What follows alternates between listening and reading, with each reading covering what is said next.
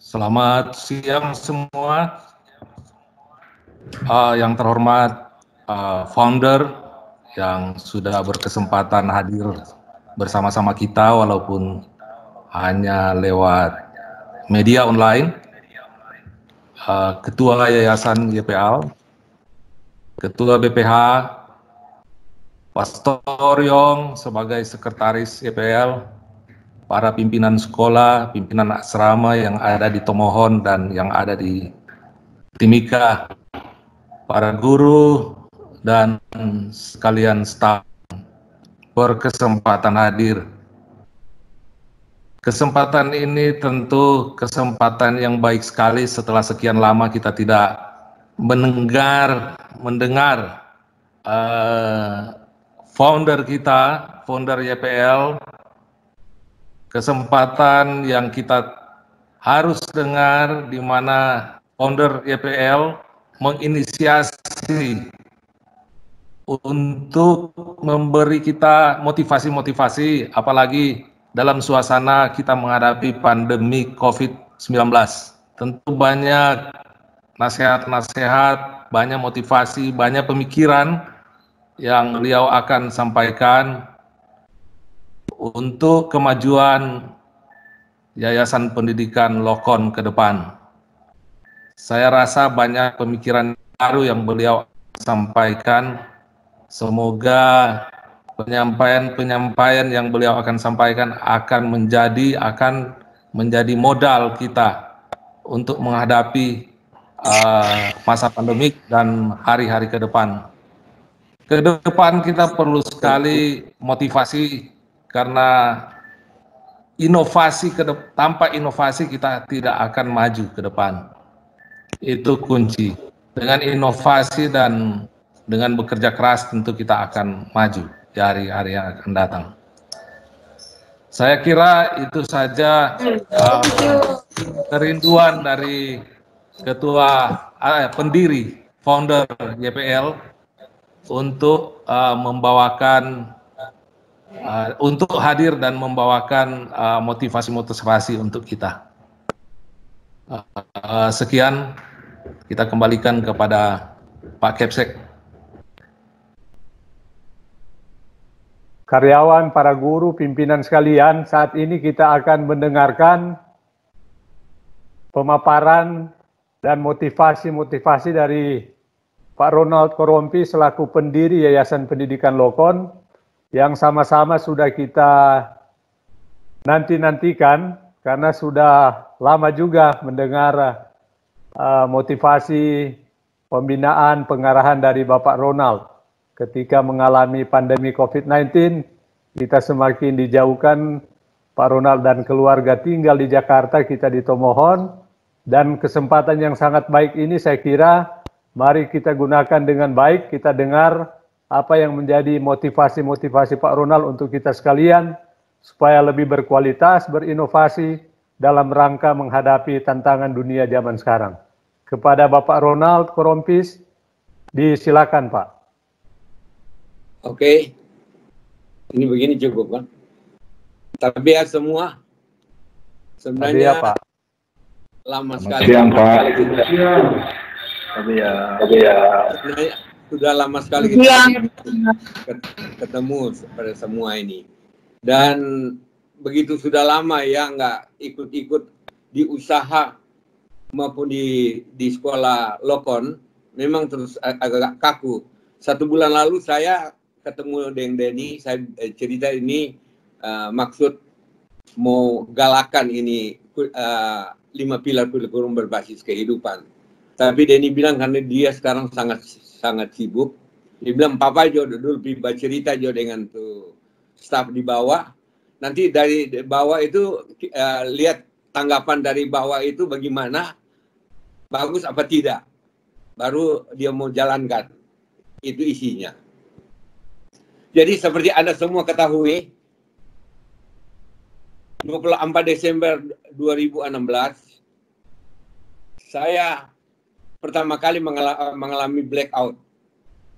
Pagi-pagi jam 5.30 itu baru makan 1 potong apel, terus kepala tersungkur di meja. Jadi blackout, tidak tahu apa-apa. Akhirnya Nyonya dengan pegawai itu bawa kita ke Medisra. Baru diperiksa, baru ketahuan bahwa denyut jantung itu tidak kuat, artinya tidak berhasil membawa oksigen yang cukup ke otak, maka terjadi blackout. Mereka bilang, aduh, syukur ini terjadi di meja makan. Kalau terjadi di tempat tidur, ini bisa keterusan ini. Jadi, sesudah berobat, beberapa bulan kemudian, jantung lagi rasa nggak enak. Bawa ke Medisra, akhirnya pasang 2 ring. Jadi dikasih titel Lord of the Ring.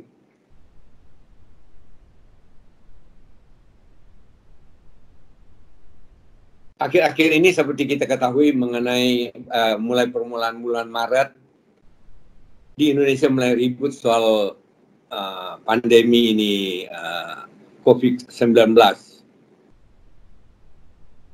Buka televisi, semua itu adalah cerita COVID. Internasional juga begitu juga. Semua mewartakan itu COVID. Jadi ini pengaruh dari media yang begitu hebat. Menyebabkan saya lihat semua keluarga, terutama orang-orang tua itu, banyak tidak berani keluar dari rumah.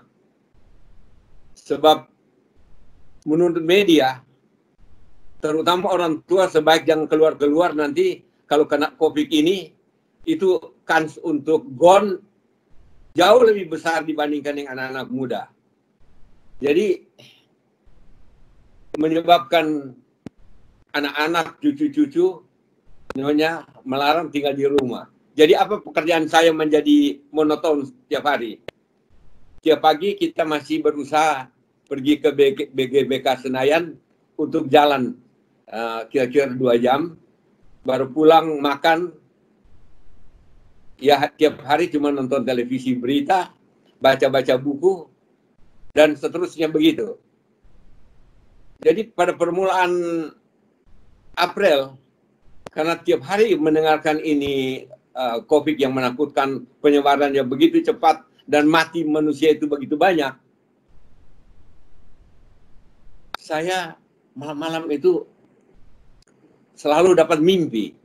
Entah mimpi itu dari roh apa itu, roh baik atau roh jahat saya tidak tahu, tapi selalu dapat mimpi. Sampai pikir, kapan giliran saya untuk dapat ini COVID. Jadi pagi-pagi saya bangun, kasih tahu sama Nyonya, kalau kita kena COVID, jangan dipikir panjang-panjang lagi. Itu prosedur dari pemerintah, cepat-cepat mereka bawa di makam atau dibakar. Saya bilang jangan berpikir lagi mau bawa ke Manado. Kita seperti Anda ketahui kan, kita sudah bikin rumah masa depan yang bagus di Gunung Mahawu, Alamanda situ. Saya bilang berarti kalau terjadi begini, Tuhan tidak mengizinkan saya dan Nyonya itu menikmati rumah masa depan di Tomohon. Saya bilang sudah. Dan saya bilang Nyonya, yuk jangan ikut-ikut. Sebab saya nggak mau kalau saya kena, Nyonya kena, anak-anak kena, atau cucu-cucu kena. Beberapa hari kemudian, saya bermimpi, kayak teguran begitu. Ronald, you sekarang kok diam-diam? You pikir you mau cepat mau pergi? You belum waktunya, masih panjang kata dia. Kenapa you nggak urus itu sekolah yang you dirikan, SMP SMA Lokon yang berasrama? Pasti artinya you bisa lakukan. Sekarang barangkali anak-anak itu kurang bersemangat karena ada pandemi, tapi dengan dorongan dari saya, dia bilang bisa berbuat baik. Dan saya pikir-pikir besok pagi, benarnya juga ya. You tahu kalau bahasa Cina, kalau bilang wei xian, itu bahaya. Wei itu bahaya, xian itu peluang. Jadi saya lihat ini kita mempunyai peluang. Jadi satu kenyataan sekarang, kalau zaman saya dan yang lebih tua dari saya, semua orang tua itu mengharapkan anak-anak itu mendapat sebesar mungkin ilmu pengetahuan. Itu karakter, ya omong-omong tapi perhatiannya cuma kecil. Tapi hari ini dengan kemajuan teknologi digital, yang namanya pengetahuan dengan adanya WhatsApp, dengan adanya Google, Facebook dan lain-lain, itu ilmu pengetahuan jadi murah, bisa dapat dengan cepat, murah, dan artinya you mau berapa aja harga begitu gampang. Jadi yang susah apa? Yang susah itu karakter. Karakter itu ada tulang punggung daripada kehidupan. Nah, kita punya 5 pilar kurikulum berbasis kehidupan, itu tepat sekali. Yang seperti kita ketahui, jadi saya pikir-pikir ini akan saya coba. Siapa tahu anak dapat sambutan dari anak buah yang baik. Karena apa yang ini hari kita punya bicara, belum tentu benar. Tapi tergantung Anda punya penilaian dan bagaimana Anda mau bikin, dan baru Anda ajukan kepada Denny. Ya. Jadi sekarang yang paling penting bagaimana kita mau didik anak kita itu mempunyai iman yang teguh. Ya. Kita mau ulang lagi tentang 5 pilar yang kita yang sudah bikin lebih dari 10 tahun lalu. Kan nomor 1 itu amanat agung. Pergilah jadilah semua bangsa menjadi muridku, baptislah mereka atas nama Bapa, Putra, dan Roh Kudus, ajarilah semua yang kuperintahkan padamu, ketahuilah aku akan menyertaimu sampai akhir zaman. Yang seperti Anda sudah ketahui, ini saya ambil dari kitab Kejadian. Ini kitab Kejadian itu kitab Pentateuch, saya anggap ini juga sesuatu yang untuk perjanjian lama yang paling penting. Tentu yang lebih penting lagi tentu perjanjian baru ya. Nah, perjanjian lama ini menurut pendapat saya, ini ditulis oleh Allah Bapa dan Allah Anak, cuma pinjam tangan kepada Nabi Musa. Yang maksudnya, daripada aku ada karena kita ada, cito timau tumoto, itu kesadaran utama yang harus kita punya dalam hidup ini. Hidup itu hanya bisa terjadi kalau ada lain hidup. Ya. Dan kedua, ini yang menjadi dasar dari artinya membuat 5 pilar ini. Yang kedua itu utamakan kerajaan Allah dan kebenaran, sisa akan kutambahkan bagimu. Kalau saya terjemahkan dalam hidup sehari-hari, saya bisa memakai bahasa Inggris, who know is better than what you know. Utamakan kerajaan Allah dan kebenaran, sisa akan kutambahkan bagimu. Sebab satu kenyataan saya sebagai seorang pengusaha, di dalam usaha, siapa yang you kenal, itu lebih penting dari apa yang you tahu. Dan saya kira, di dunia lain juga sama, saya kira. Nah, kalau siapa yang engkau tahu, yang paling penting itu siapa yang harus you tahu? Yaitu Tuhan. Karena Tuhan itu bukan cuma ajar hikmat, tapi dia ajar itu bagaimana hidup. Jadi, Bible itu kitab apa? Yang tepat, apa kitab agama atau kitab kehidupan? Menurut saya, Bible itu kitab kehidupan. Karena Yesus adalah Tuhan, dia menjelma jadi manusia yang berdosa, walaupun dia tidak berdosa, dengan satu tugas pokok, penyelamatan yang diselamatkan itu adalah kehidupan. Jadi Yesus mau berkata, ciptaanku yang paling indah dan paling berharga adalah kehidupan. Sebaliknya kita lihat orang-orang yang berhasil dalam akhir-akhir, bilanglah 5-6 tahun ini, atau sejak Orde Baru. Who you know itu berpegang yang paling penting. Tapi banyak orang yang sudah mempunyai koneksi yang begitu baik, mendapat kesempatan pertama dan membuat untung begitu banyak. Akhir-akhir ada KPK. Banyak sekali ribuan orang yang masuk penjara. Kenapa? Karena dia tidak mempelajari ilmu dari Tuhan. Tuhan itu mau apa? Ilmu kehidupan itu adalah, kalau mau diganti kehidupan itu dengan kata apa yang paling tepat? saya bilang adalah kata balance atau keseimbangan. Kenapa saya memakai kata itu keseimbangan? Sebab Tuhan bikin ini alam semesta menurut Pentateuch, bumi dan langit dan semua kehidupan dalam 7 hari, manusia itu dibikin dari hari ke-6 yang terakhir. Nah, bagaimana dia bikin ini alam semesta? Hari ini, apakah Anda sadar apa yang Anda lagi duduk atau lagi berdiri di sana?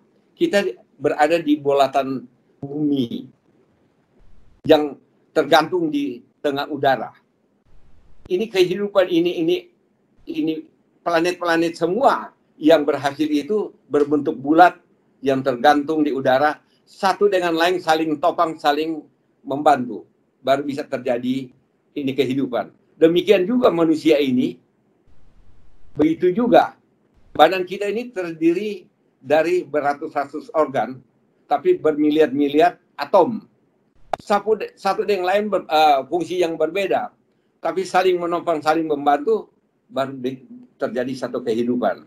Jadi kata lain dari kehidupan itu adalah keseimbangan. Tuhan itu ajar bukan cuma hikmat, tapi ajar juga aturan hidup. Jadi manusia itu Tuhan kasih semua kebutuhan, tapi jangan tamak. Give us this day our daily bread. Jangan mau makan yang tidak tahu. Saya lihat ini orang-orang yang ditangkap. KPK bilang, dengan adanya katanya KPK diizin kasih sadap, seolah-olah sadap itu yang memegang peranan penting. Dia bilang 80% dari perkara yang dilaporkan itu tidak perlu ada sadap, sudah cukup bukti untuk ditangkap orang yang bersangkutan. Ketiga itu, iman tanpa perbuatan adalah mati. Saya kira ini iman tanpa perbuatan adalah mati. Jadi 3 perikop yang paling pokok dari kurikulum berbasis kehidupan. Iman tanpa perbuatan adalah mati kalau cocok sekali dengan SMA, SMP Lokon yang berasrama, di mana kita bisa praktek dengan baik. Maka 5 kurikulum berbasis kehidupan aku ada karena kita ada, kan? Cito Timoto yang tadi sudah dijelaskan. Kedua, berpikir positif. Berpikir positif itu diambil juga dari kitab Pentateuch di kitab Kejadian. Jadi waktu Tuhan membuat bumi dan langit dan semua kehidupan dalam 7 hari, setiap hari Tuhan tutup itu dengan Tuhan melihat baik adanya. Padahal ciptaan Tuhan untuk manusia tidak ada barang, cuma ada baiknya. Selalu ada sisi baik dan sisi buruk. Tapi Tuhan mau manusia itu karena diciptakan menurut gambar dan citranya, berarti kita sama dengan Tuhan, berpikir, berperasaan, berkehendak dengan bebas. Nah, kalau kita diberikan kehendak dan bebas, kita mesti bertanggung jawab. Dan kita harus berani memulai. Dan memulai itu harus dia dari sisi positif selalu. Pikir positif ini kalau di Bible kan waktu dikasih contoh, kalau pertama kan Cito Timoto itu waktu Tuhan bikin Adam, itu kan yang diajarkan pertama adalah bahasa, bagaimana menamai makhluk dunia. Yang saya bilang bahasa itu komunikasi itu hanya bisa terjadi kalau ada yang lain hidup. Maka aku ada karena kita itu, hidup itu harus disadari yang pertama, hidup itu hanya bisa terjadi kalau ada yang lain hidup. Tapi kedua, yang dikasih contoh, sesudah Adam itu capek, dia minta istirahat, dia minta partner, Tuhan kasih tidur, ambil rusuk, bikin Hawa. Jadi itu menurut saya, itu terjadi sakramen perkawinan yang pertama. Gitu. Jadi, orang itu sudah dibikin sifatnya, orang-orang dewasa itu, kalau sudah mulai dewasa, semua ingin hidup.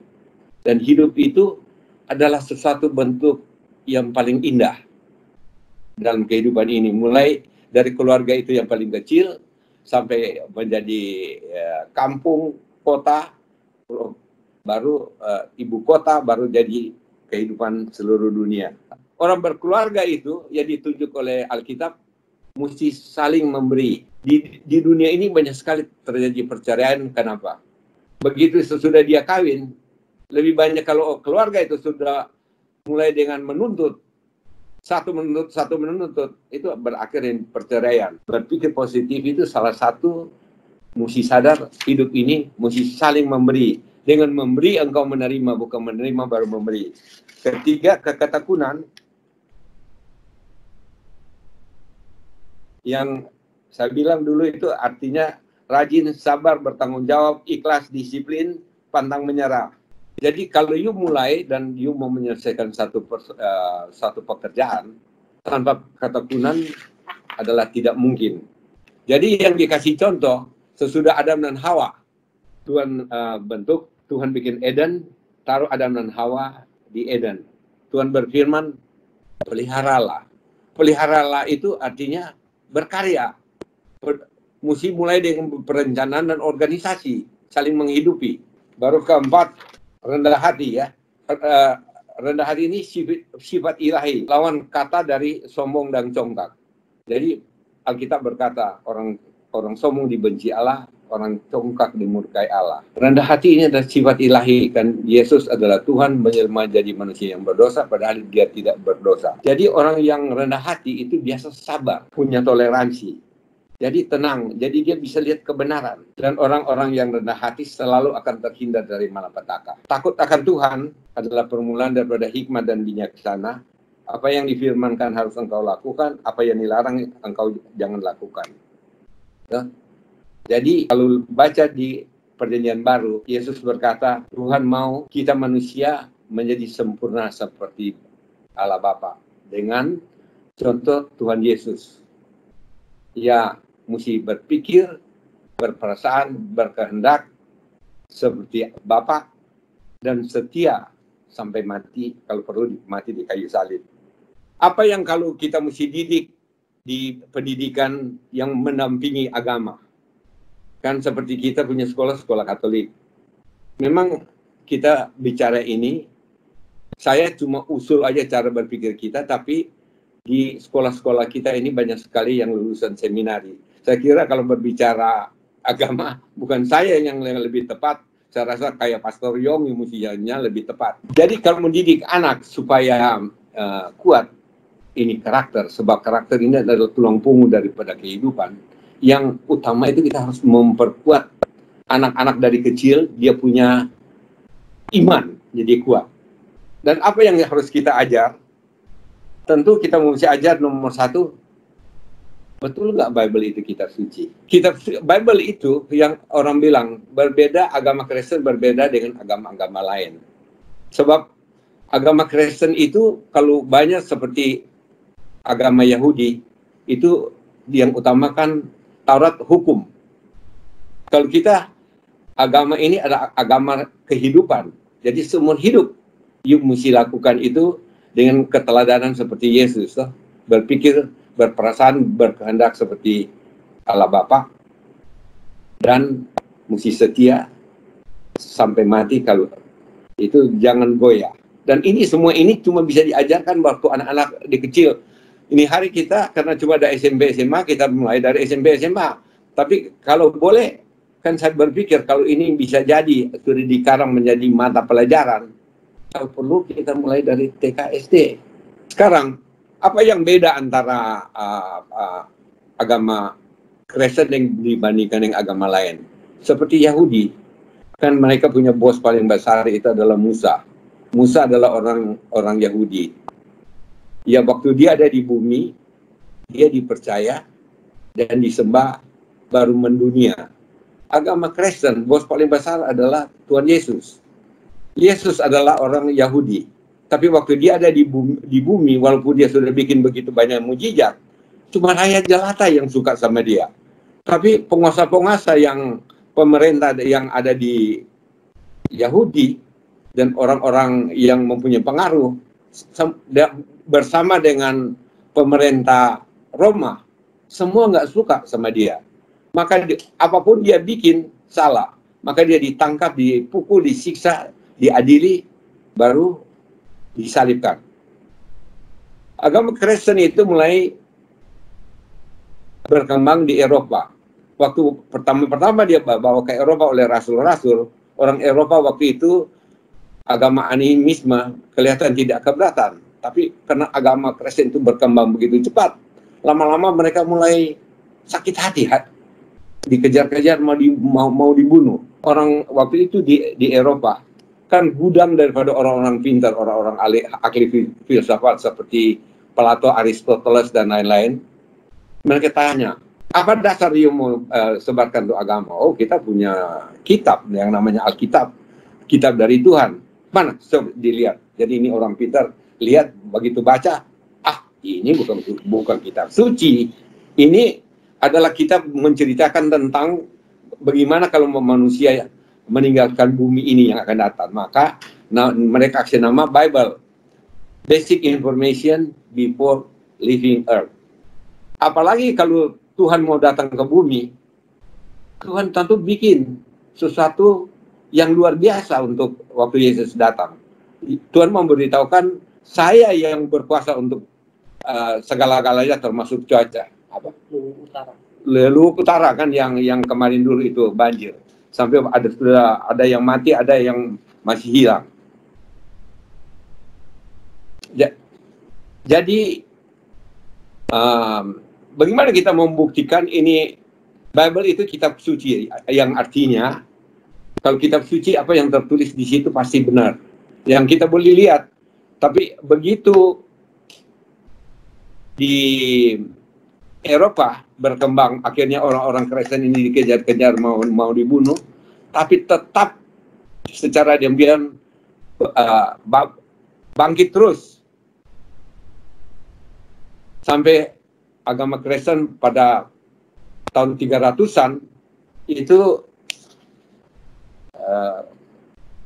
Raja Konstantin kalau nggak salah itu meresmikan agama Katolik itu menjadi agama negara. Dan sudah itu agama Kristen itu menanjak luar biasa mencapai puncaknya pada abad pertengahan tahun 1000 sekian itu. Waktu itu di dunia ini yang namanya Kristen baru satu, yang namanya Katolik. Nanti ada abad ke-15 baru ada Protestan. Dan you boleh lihat itu kemajuan orang Eropa. Ya, akhirnya di segala bidang maju. Mereka berhasil membuat, artinya dari revolusi pertanian menjadi revolusi industri. Dan mereka datang ke seluruh dunia menjajah, dan mereka bikin banyak negara baru seperti Amerika, Australia, New Zealand, dan 10 negara barangkali yang ada di Amerika Latin seperti Argentina, Brasil, dan lain-lain. Itu semua mayoritas keturunan itu dari Spanyol dengan Portugis, ya, Meksiko. Jadi dari sini saya rasa, you masih ragu nggak Bible ini kitab suci? Seperti apa yang tertulis, yang kita sembah Tuhan Yesus, Tuhan yang Maha Esa, Tuhan yang Trinitas, pencipta langit dan bumi dan semua kehidupan. Dia yang bikin hukum, ketetapan, dan aturan, seluruh makhluk harus tunduk. Bagaimana membuktikan bahwa Tuhan itu Trinitas, Tuhan Maha Esa? Itu Maha Esa, you boleh lihat agama-agama yang banyak kitab suci. Di dalam kitab suci tidak tulis bahwa orang kalau sembahyang mesti tutup mata. Tapi semua agama kalau sembahyang itu tutup mata, merasa lebih hikmat, dan aku percaya walaupun tidak melihat.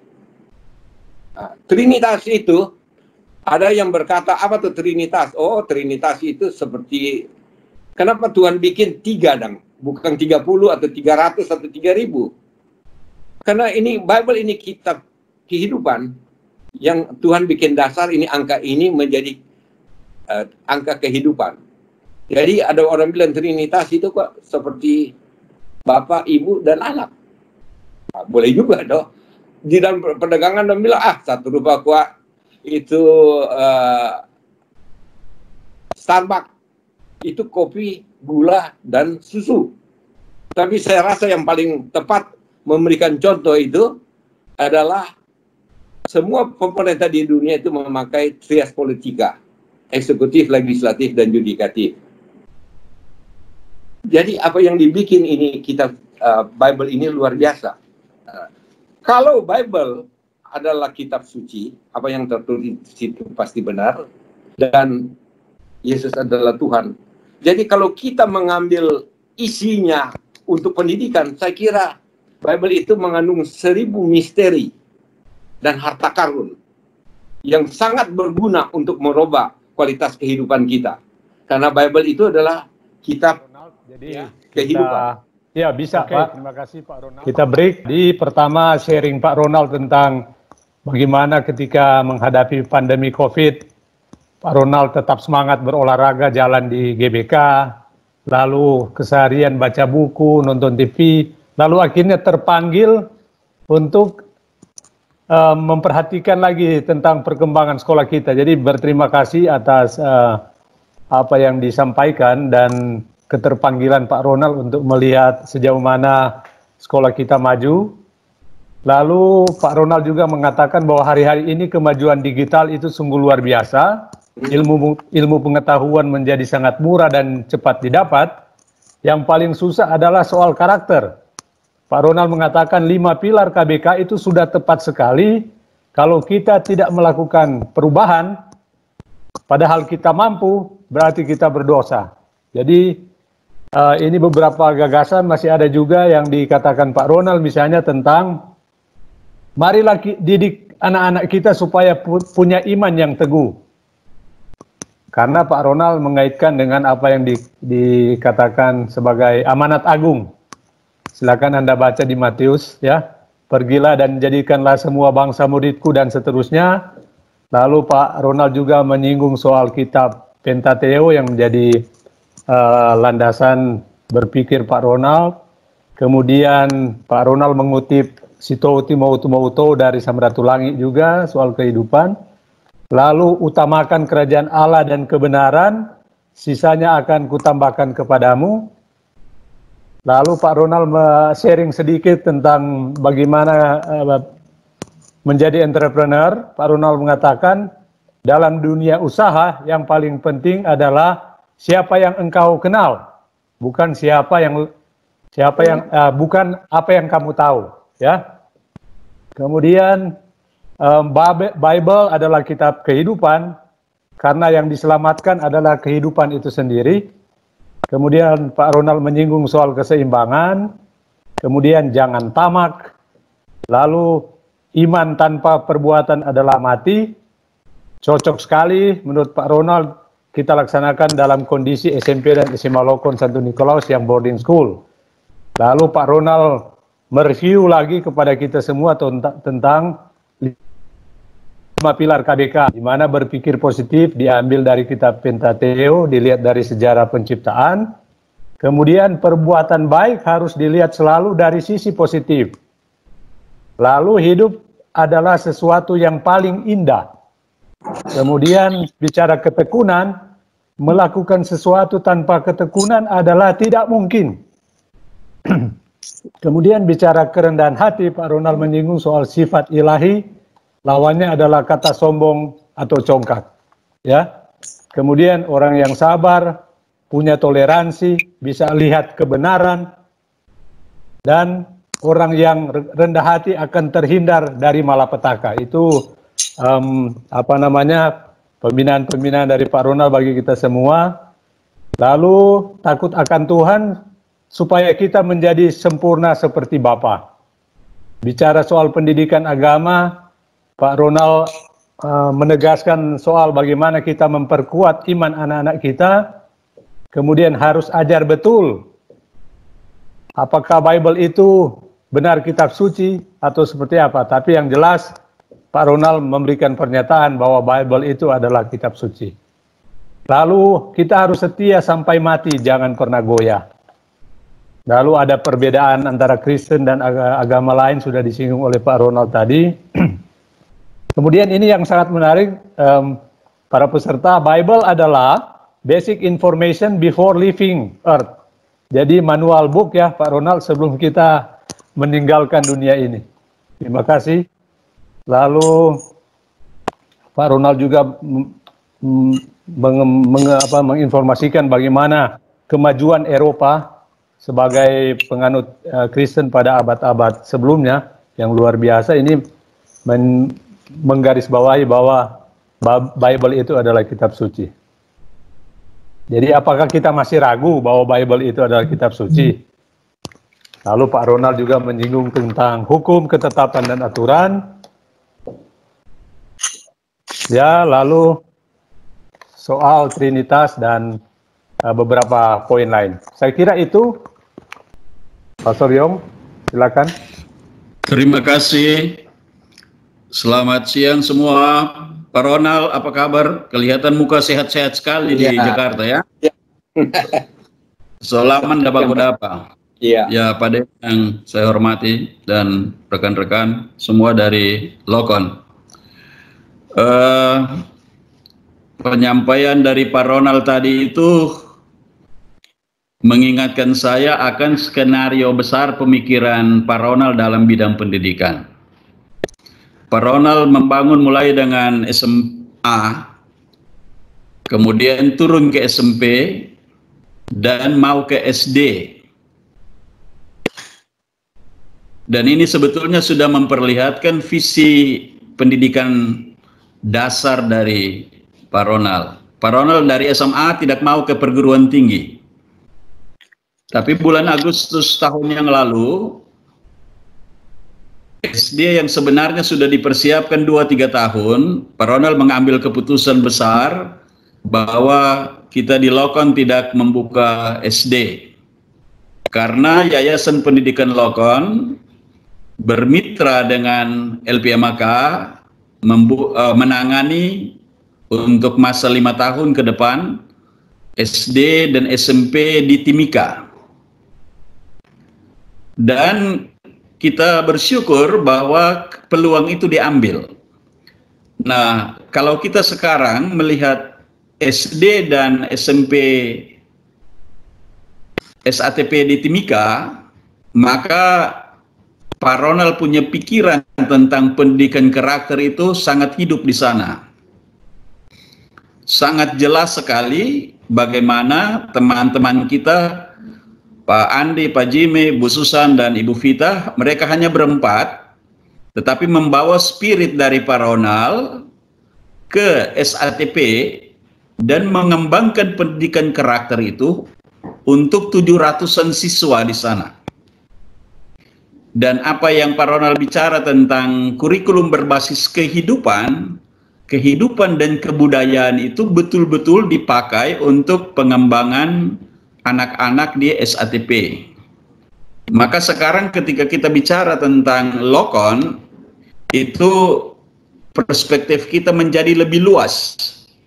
Tidak hanya di Lokon, Temohon, tetapi Lokon Timika. Biarpun itu hanya berdasarkan kontrak, tetapi orang sudah taruh cap Lokon dengan pendidikan karakter, dengan sekolah berasrama, menjadi kuat sekali dan menjadi cita-cita dari Pak Ronald sejak awal supaya Indonesia Timur itu maju dalam pendidikan. Dan orang pergi ke Indonesia Timur yang paling timur yaitu Papua. Saya pikir bahwa setelah pandemi ini berakhir dan perjalanan-perjalanan bisa lancar lagi, maka baik juga supaya kita pergi melihat bagaimana semangat Lokon itu, karakter Lokon itu bertumbuh juga di sekolah lain, di tempat lain. Jadi mungkin ada penyegaran ya. Pak Ronald kalau sehat-sehat nanti pergi lagi melihat setelah 1 tahun sudah lewat, itu wajah dari Lokon juga hidup di sana. Jadi saya ingin menggarisbawahi bahwa orang di Lokon tidak melanjutkan cita-cita mendirikan SD, tetapi Tuhan memberikan kepada YPL, kepada Pak Ronald, Ibu Mary, itu peluang kesempatan untuk orang mengembangkan pendidikan karakter di Timika. Dan sekolah itu sungguh-sungguh menjadi berkat yang lain, berkat yang baru untuk YPL. Itu yang kita mau share, bahwa melihat Lokon dari perspektif perluasan YPL ke Indonesia bagian timur. Terima kasih. Terima kasih, Pastor. Demikian beberapa hal diungkapkan oleh Pastor. di akhir mengatakan bahwa soal penegasan tentang kebijakan tidak akan mendirikan SD sehubungan dengan kerjasama dengan SHTP. Oke, mungkin Pak Ronald mau ada tambahan atau? Oke. Ya, silakan Pak Ronald. Ya, di semua usaha ya, saya kena kerja utama saya kan usaha. Kalau tidak ada inovasi, kreasi inovasi, dan cuma begitu-begitu, itu akan ketinggalan kereta. Dan ketinggalan itu di zaman sekarang bukan cuma kurang pendapat, tapi lama-lama mati. Jadi saya rasa juga termasuk, di Alkitab ini, mesti di dunia ini kan cuma ada satu kepastian, berubah dan maju. Seperti sekarang, saya kasih contoh. Apa tugas manusia? Kalau Tuhan menciptakan barang kan selalu ada tujuannya. Ya. Manusia itu menurut saya itu dibikin 3 tahap. Tahap pertama, laki-laki dan perempuan menurut gambar dan citranya. Tuhan suruh pergilah beranak cucu seperti bintang di langit, pasir di laut. Dan kuasailah burung-burung di langit, binatang-binatang di darat, dan ikan-ikan di air. Dan semua ciptaanku. Jadi tugas dari manusia adalah bumi dan langit. Itu jelas. Ya toh? Dan kedua, Tuhan menciptakan, tadi kan menciptakan, sekarang membentuk Adam itu pakai tanah. Tadi dari barang tidak ada jadi ada. Adam itu pakai tanah, ya, terus ditiup dari hidung, hidup, baru diajarkan bahasa. Baru mereka itu ditaruh di taman Firdaus yang Tuhan bikin, ya itu penuh dengan buah-buahan, bunga-bunga, ada 4 sungai, ya, dan banyak binatang-binatang yang baik. Di situ belum ada lalat nyamuk dan apalagi virus corona itu belum ada. Itu semua itu ada karena manusia berdosa, ya toh? Baru ketiga, sesudah Tuhan Yesus menang di kayu salib, hari ketiga dia bangkit, ada 40 hari di bumi, dia naik ke atas, 10 hari kemudian diturunkan Roh Kudus. Kenapa Tuhan mesti bikin sampai 3 kali begitu? Karena Bible ini kitab kehidupan. Jadi Tuhan Allah Bapa mau bilang, hey Martin, kalau you baru gagal 5 kali, 10 kali, jangan dulu patah hati. Saya aja Tuhan bikin kayak you hari ini punya kualitas 3 kali. Saya melalui proses. Betul nggak? Apalagi ini sekarang, manusia ini, dunia ini kan sudah dicemari oleh dunia gelap. Apakah itu setan, jin, dan iblis. Saya merasa ya, ini iblis, setan dan jin, saya kira tidak sama. Bukan berarti itu setan anaknya dari iblis. Saya tidak sependapat. Sebab kalau di Bible itu tertulis, waktu Tuhan bikin ini iblis, itu penuh, full of wisdom, penuh dengan hikmat dan perfect beauty. Jadi dia itu cantik sekali. Jadi kalau full of wisdom, mungkin dia punya pengetahuan, ya tidak jauh dari Tuhan Yesus saya rasa. Karena Tuhan Yesus itu kan putra tunggal yang dikeluarkan dari badan Allah di all in one. Tapi dia itu dapat predikat pangeran. Ini apa? Lucifer. Jadi beda, Lucifer dan Adam itu sama, dibikin menurut gambar dan citranya, cuma satu dibikin di surga, satu bikin di bumi. Di bumi dibikin Eden juga di bumi, tapi Lucifer dibikin di langit.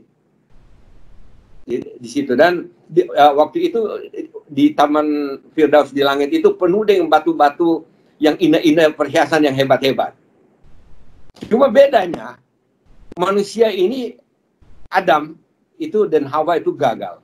Tapi Adam dan Hawa gagal itu karena kekurangan pengalaman mereka atau kekurangan pintar mereka ditipu oleh Lucifer yang menjelma menjadi ular. Tapi Lucifer orang ini yang jauh lebih pintar. Jadi dia itu melakukan pelanggaran melebihi dari Tuhan itu gara-gara dia punya mau sendiri. Nah, itu bedanya di situ. Jadi kalau setan punya tugas apa? Yang jin ya paling-paling pergi ke nightclub, pergi di kasino, pergi di pub, ya. Ya kalau jin barangkali pergi di pasar-pasar menyebarkan itu sesuatu yang nggak benar, ya. Lucifer dia punya kerja di mana? Oh, dia bekerja karena dia begitu pintar, dia masuk di masjid, dia masuk di kelenteng, dan dia masuk ke gereja. Dia bikin seolah-olah dia juga menyembah kepada Yesus, tapi teori yang salah. Terus ada orang berpendapat seperti di Rom 10:10 itu dikatakan orang percaya dengan hati dibenarkan, orang percaya dengan mulut mengaku diselamatkan. Jadi seolah-olah dipakai ayat ini yang teologi kemakmuran, bahwa sejak Yesus berkorban di kayu salib, itu sorga itu sudah di tangan manusia. Manusia tidak ada perlu lagi artinya tidak perlu berusaha atau berusaha keras. Padahal Yesus waktu ada di bumi, dia bilang kalau you mau ke kerajaan sorga, you mesti berbaris di yang panjang di jalan yang sempit. Orang kaya masuk surga itu seperti unta masuk lubang jarum. Dan dia berjanji datang kedua kali mengadili orang hidup dan mati. Kalau itu merupakan hadiah, ngapain Yesus mau datang kedua kali mengadili orang hidup dan mati? Jadi itu kerajaan surga itu, karena agama Kristen itu agama kehidupan, kita mesti berusaha seumur hidup. Dan Tuhan mau kita harus sempurna seperti Bapa. Yang dipertontonkan oleh Tuhan Yesus, berpikir, berperasaan, berkehendak, ya seperti Allah Bapa. Jadi Yesus bilang, saya punya makanan, saya melakukan semua kehendak dari Bapa dan menyelesaikan rancangan Dia yang semula. Kan contoh-contoh kan kita ini dalam pendidikan, terutama kurikulum berbasis kehidupan dengan 5 pilar, kita mesti berani inovasi. Dan tentu sesuatu yang kita bikin atau kita karang, ya, seperti saya mengartikan iman, pengharapan, dan kasih. Apa artinya harapan? Enjoy the process. Saya rasa enjoy the process itu artinya tidak bertentangan dengan Katolik. Jadi maka itu hari ini you dengar apa yang punya pikiran.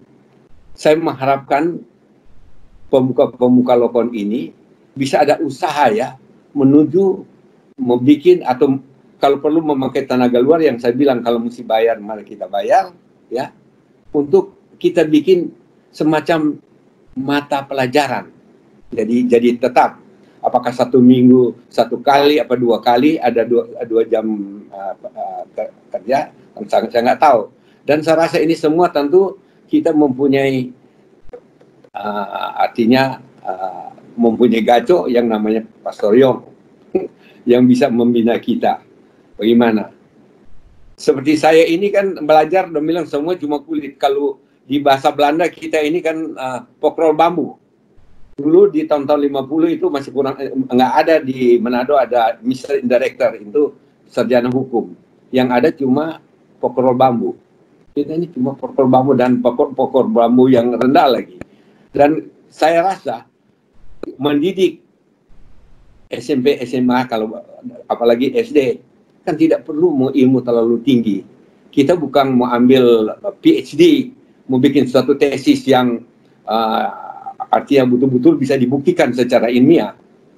Selama saya rasa itu melakukan untuk kebaikan, kenapa kita nggak berani bikin?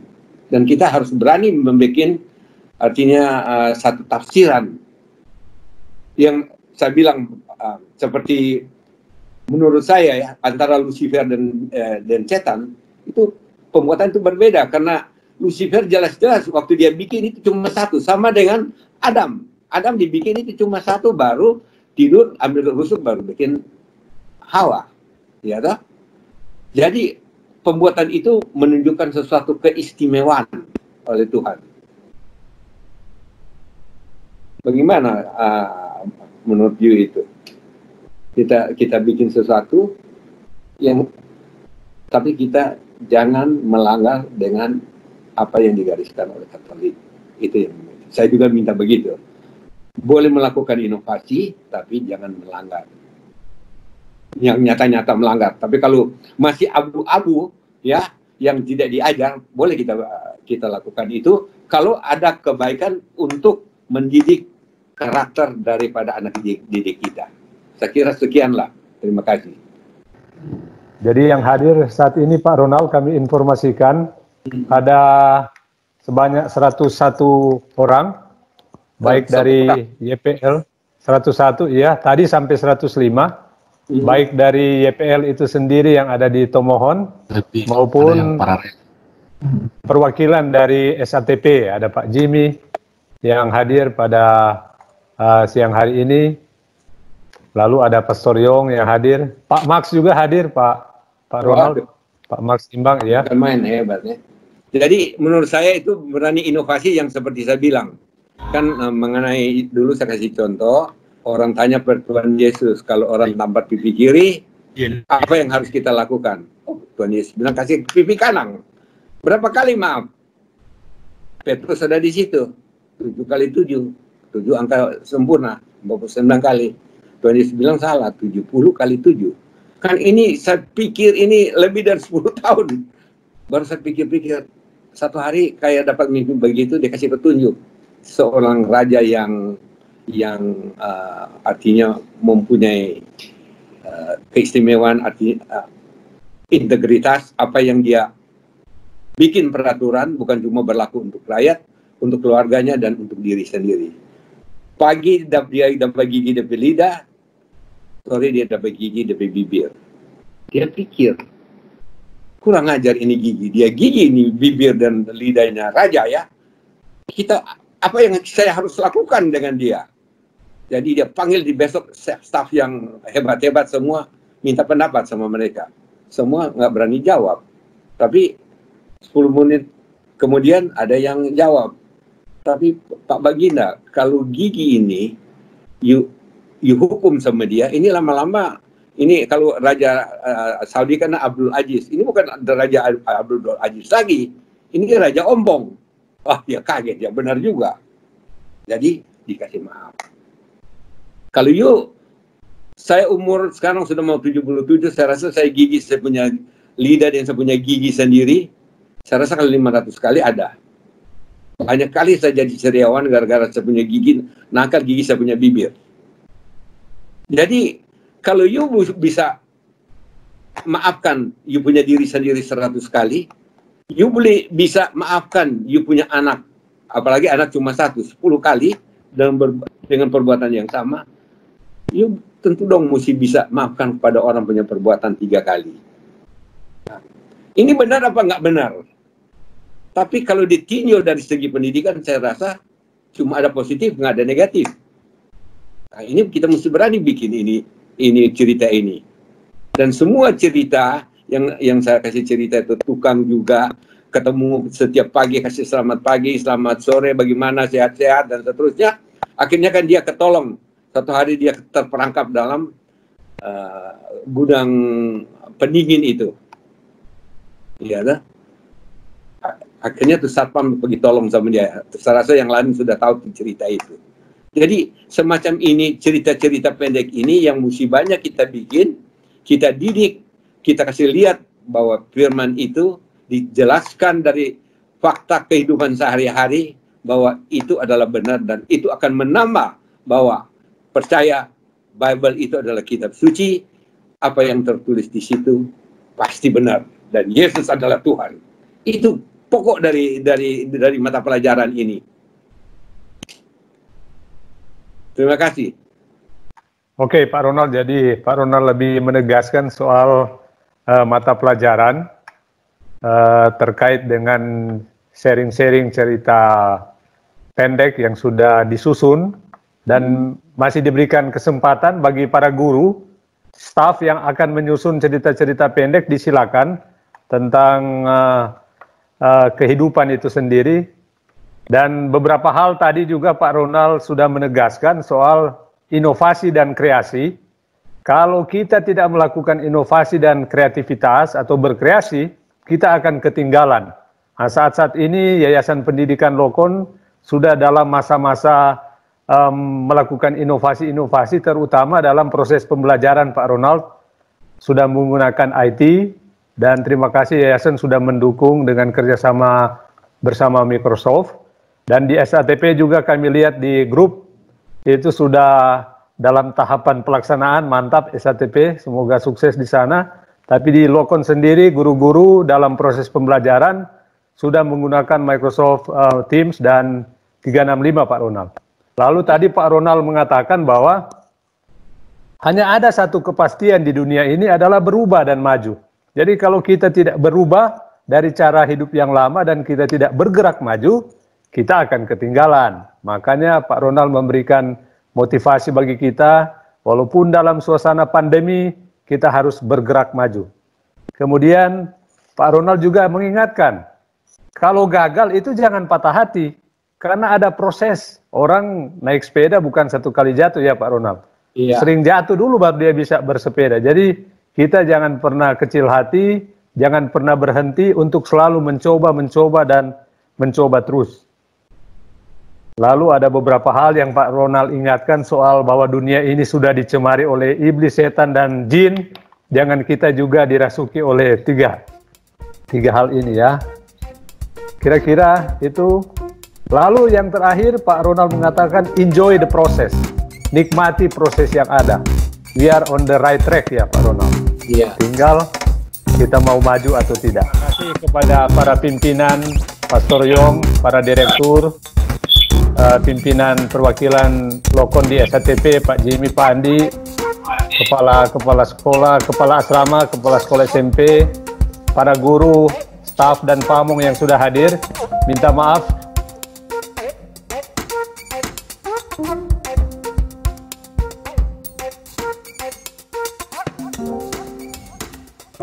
Demikian saya kembalikan kepada Pak Tri selaku pelaksana atau penyelenggara pertemuan di siang hari ini.